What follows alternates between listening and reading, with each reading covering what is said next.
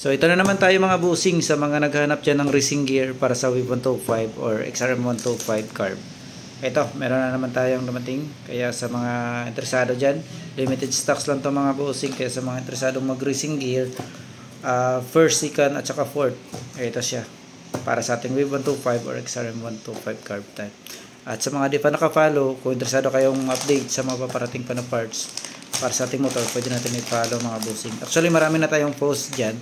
Tingnan nyo lang yung mga videos natin mga busing. Marami na tayong post dyan. Baka isa sa mga hinahanap nyo, andyan na sa videos natin. Baka na-post na natin. Ayan.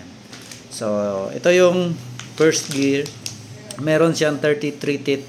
At dito naman sa second gear, 30 teeth. At sa fourth gear naman is meron siyang 25 teeth mga boss. So, para sa ating Wave 125 or XRM 125, sa mga interesadong mag-upgrade nito, limited stocks lang ito mga bossing.